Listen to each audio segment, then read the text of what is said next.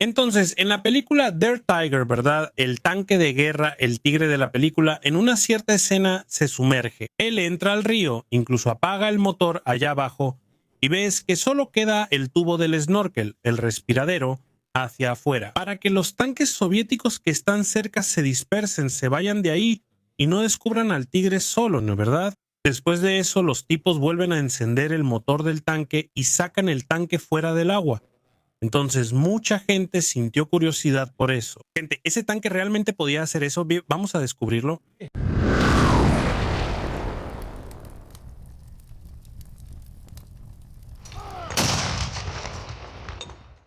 Bueno, para que entiendas esa cuestión del Tiger sumergiéndose de verdad, tienes que entender cómo fue creado. A partir de este punto vas a entender por qué tenía que hacer eso y después dejó de hacerlo. Los tanques pesados no existían. Es bueno resaltar eso. Los tanques pesados no existían en el arsenal alemán en 1939 cuando empezó la guerra, ¿verdad? Excepto por unos prototipos ahí que fueron usados en Noruega en 1940 que en realidad eran unas anomalías, ¿verdad? Ni siquiera podían entrar en la categoría de tanque pesado propiamente dicho. Pero los alemanes hasta ese momento tenían tanques ligeros y tanques medianos. Estos tanques se dividían en funciones bastante claras. Algunos de ellos tenían la función de dar apoyo a la infantería. Otros fueron concebidos con la función de romper las líneas enemigas y combatir directamente a otros tanques. El Panzer IV, el más pesado de ellos, aunque no era conceptualmente un tanque pesado, tenía un arma de gran calibre pero con un cañón corto, lo que significa que esa arma tenía baja velocidad. Entonces, el Panzer IV en realidad fue concebido inicialmente para dar apoyo a la infantería, para destruir objetivos de concreto, casamatas enemigas, ¿verdad? Hechas de concreto, madera o tierra, o lo que sea, pero no realmente para combatir contra otros tanques. Para eso necesitas un arma con un cañón más largo para que el proyectil adquiera una mayor velocidad al salir y pueda penetrar el blindaje del otro tanque. Entonces los alemanes ya en 1937 comenzaron los primeros proyectos. Empezaron primero a hacer bocetos para llegar a su tanque pesado. Pero ese estudio llegó a un punto de ruptura. En 1940, cuando los alemanes se encontraron en Francia con el Matilda II británico. Este era un vehículo de unas 25 o 28 toneladas, pero que tenía un blindaje extremadamente pesado para los estándares de la época y que hacía que este vehículo fuera prácticamente inmune a las armas antitanque alemanas. Tanto así que la única arma en el arsenal alemán en 1940 capaz de destruir el Matilda II era el cañón alemán de 88 milímetros, el de 88 mm. El Flak 88, que después se convirtió en el antitanque de 88 milímetros y que Rommel usó con mucha destreza en la batalla de Arras. Una batalla que dejó a Hitler muerto de miedo, ¿verdad? E hizo que incluso detuviera los tanques frente a Dunkerque. Ya hice un video explicando solo ese tema. Si te interesa, solo tienes que verlo. Pero en ese momento el proyecto del tanque pesado alemán era el Volketenkraftfahrzeug 36. Volketenkraftfahrzeug significa vehículo experimental, totalmente movido por orugas. 36 significa 36 toneladas. Y también tenía un 01 al frente que significa proyecto número 1. Entonces, ese vehículo, después de la experiencia con los Matilda II, se agrandó sobre el papel en Alemania y se convirtió en un proyecto de 45 toneladas y empezó a tener requisitos de nada menos que 100 milímetros de blindaje frontal, 80 milímetros para el blindaje de la torreta y 60 milímetros para el blindaje lateral. Y ese mismo vehículo también debía venir armado con un cañón de 88 milímetros que sería capaz de destruir cualquier tanque del mundo, ¿verdad? La experiencia de nuevo vino del duelo con el Matilda II. Entonces, el 26 de mayo de 1941, dos empresas alemanas, ¿verdad? Henschel y también Porsche, la de Ferdinand Porsche, recibieron una solicitud para presentar proyectos para este nuevo tanque pesado que se conoció como Volketenkraftfahrzeug 45 o VK 45.01, porque, en fin, eran los proyectos número 1, pero te diste cuenta por la fecha de emisión de este requisito para el proyecto, el 26 de mayo, que el calendario no funcionó muy bien para los alemanes, ¿verdad? porque menos de un mes después iniciaron la invasión de la Unión Soviética, la Operación Barbarroja, y en esa operación recibieron muy malas noticias cuando se toparon con tanques pesados rusos muy numerosos, los KV-1 y los temidos T-34, y el T-34, aunque ni siquiera era propiamente un tanque pesado, tenía un blindaje inclinado que hacía que las armas antitanque alemanas de la época tampoco pudieran penetrarlo, dependiendo de la distancia. Esa situación completamente inesperada que encontraron los alemanes hizo que entonces tuvieran muchísima prisa por poner ese nuevo tanque pesado en funcionamiento, ¿verdad?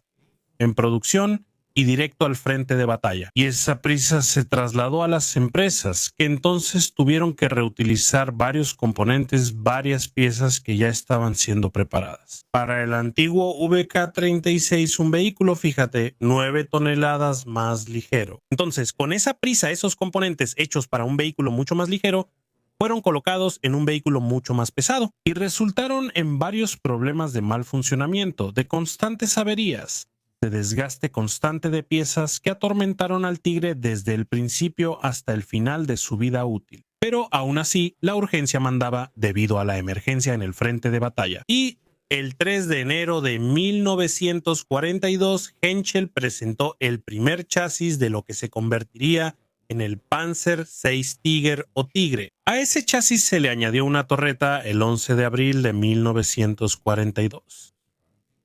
Por lo tanto, esas dos piezas tuvieron que ser colocadas en el mismo vehículo, preparadas y enviadas para pruebas que se realizarían nada menos que solo 9 días después, en el cumpleaños de Hitler, ¿verdad? 20 de abril de 1942. Y en esa prueba entonces se midieron las capacidades del prototipo de Henschel contra el prototipo de Ferdinand Porsche. Y debido a la complejidad de la transmisión usada en el prototipo de Ferdinand Porsche, su prototipo fue descartado en favor del prototipo de Henschel, que aunque estaba lleno de problemas técnicos, terminó no solo siendo aprobado, sino que también recibió un pedido de 200 vehículos en el acto. Y es ahora cuando quiero explicarles la cuestión de la sumersión, porque ese vehículo tan pesado de 45 toneladas representó un nuevo problema para los diseñadores, que se dieron cuenta de que no todos los puentes europeos de la época, de hecho, la mayoría de ellos, no soportarían el paso de un vehículo tan pesado. Entonces, para mantener ese vehículo en la línea de frente allá en la Unión Soviética, sería necesario sumergir el vehículo, hacer que realmente fuera capaz de cruzar ríos por su lecho. Pero ¿será que eso sería una locura de los alemanes, poner ese tipo de requisito en un tanque pesado como el Tigre? En realidad, no, porque ellos ya habían pensado y ya habían ejecutado un proyecto muy parecido a esos en 1940 en la forma del Tauchpanzer III, una variante del Panzer III que fue hecha para poder cruzar cuerpos de agua para ser anfibio, ¿verdad? Circular completamente sumergido hasta 15 metros de profundidad para ser usado justamente durante la planeada invasión de Inglaterra, la Operación León Marino. Pero a pesar de que el tanque fue probado y aprobado en las pruebas, ¿verdad? Las pruebas realizadas en la costa de Francia y en la costa de Alemania, la Operación León Marino terminó siendo cancelada por Hitler y el Tauchpanzer, que ya tenía 168 unidades producidas, terminó siendo simplemente distribuido a dos nuevas divisiones Panzer, la 16ª División Panzer y la 18ª División Panzer, y pasaron a ser usados en la dotación habitual de esas dos unidades. Solo que en 1941 el Tauchpanzer III terminó siendo usado en su función de tanque anfibio en el primer día de la Operación Barbarroja, cuando cruzaron el río Bug completamente sumergidos y salieron del otro lado. ¿Qué escena debe haber sido esa, Volviendo entonces a nuestro Tigre, el requisito de inmersión era mucho más modesto que el del Tauchpanzer.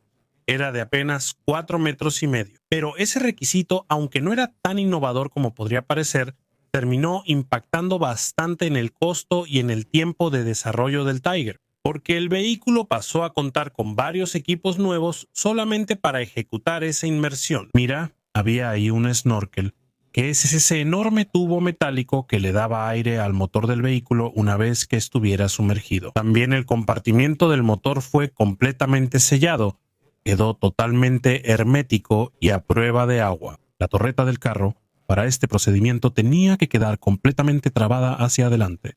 También se instaló una bomba eléctrica para sacar el agua que pudiera entrar en los componentes durante la inmersión. Y también había un gran sello redondo alrededor del anillo de la torreta, que justamente se inflaba para poder aislar la torreta de cualquier entrada de agua. Por último, también se instalaron sistemas de enfriamiento y ventilación para la operación subacuática. O sea, no era nada fácil transformar el Tigre en un vehículo anfibio. Todo esto sin mencionar el propio proceso de adaptación del vehículo en la línea de frente para realizar una travesía de cuerpos de agua de esta manera. Las mejores tripulaciones, los tipos mejor entrenados, tardaban como mínimo 30 minutos en realizar todas las modificaciones. Y claro, del otro lado del río tenías que deshacer todo. Y esos gigantescos Tigers que básicamente salían de la línea de producción y eran enviados rápidamente al frente de la Unión Soviética, llegaron allá ya a finales de 1942 en el sector norte del frente, cerca de Leningrado, y ahí mismo los rusos capturaron el Tigre, el primer ejemplar de ese super tanque. Esa prisa, ¿verdad?, hizo que el vehículo fuera utilizado en el frente solamente en pequeñas cantidades, lo que hizo que el impacto inicial del Tigre no se sintiera tanto así. Realmente, el primer uso en masa de vehículos de esta clase se dio solamente en la Operación Ciudadela, ¿verdad?, la famosa Batalla de Kursk, en julio de 1943.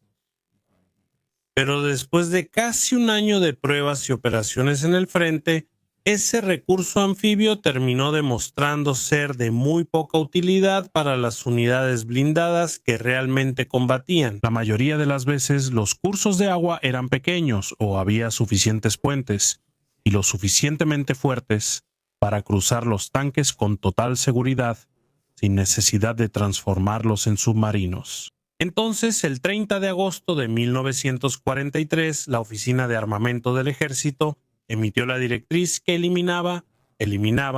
tachaban el requisito de capacidades anfibias para el Tigre. En ese momento, nada menos que 495 tanques ya habían sido fabricados con esa funcionalidad, sumando así un total aproximado de 1/3 de todos los Tigres producidos con esa capacidad. Entonces, si regresamos allá, ¿no?, a la película Der Tiger, el tanque de guerra, si su tanque fue fabricado antes de agosto de 1943, lo cual es una posibilidad real. Sí, el tanque podría cruzar el río por el fondo, aunque yo diría que no exactamente de la forma en que la película lo muestra, ¿verdad? La película claro que exagera las capacidades, y yo creo que sería bastante difícil que una sola tripulación sin ninguna asistencia lograra hacer un cruce tan exitoso como lo hicieron, ¿verdad? Te das cuenta ahí que en la escena en la que salen del río, salen justamente en un pequeño claro, ¿verdad?, que le da acceso al tanque para salir del agua, en vez de simplemente encontrarse de frente con un árbol, con una raíz gigantesca. E incluso durante la travesía, claro, ese tanque podría encontrarse con cualquier obstáculo allá abajo, ¿verdad? Un tronco, una piedra, y quedarse atascado ahí, ¿no?, sin ninguna esperanza de rescate. Entonces, sí, los primeros tanques Tigre sí tenían esa capacidad de sumergirse y cruzar cuerpos de agua siempre y cuando la profundidad máxima no superara los 4,5 metros, pero el resto de la producción, los 2/3 finales, no tenía esa capacidad. Y la forma en que la película mostró esa práctica no es muy realista, no. Ahora, si te gustó saber eso y quieres aprender más historia militar con profundidad, pero también de manera muy didáctica, compra aquí. Mira, mi libro El átomo como arma, que te vas a enseñar todo sobre el proyecto, el desarrollo y el uso de las bombas atómicas en la Segunda Guerra Mundial. Y si mandas un correo a saladeguerra@gmail.com, puedes comprar la copia autografiada directamente conmigo, ¿de acuerdo? Ahora dime tú, ¿ya sabías que el Tiger realmente podía cruzar ríos por el fondo? Al menos los primeros Tigers. Cuéntanos aquí en los comentarios. Si te gustó este video, compártelo con tus amigos, pero tampoco olvides darnos un like, suscríbete a la Sala de Guerra para no perderte nada más. Yo me despido por aquí, agradezco nuevamente por tu audiencia y un fuerte abrazo de la Sala de Guerra.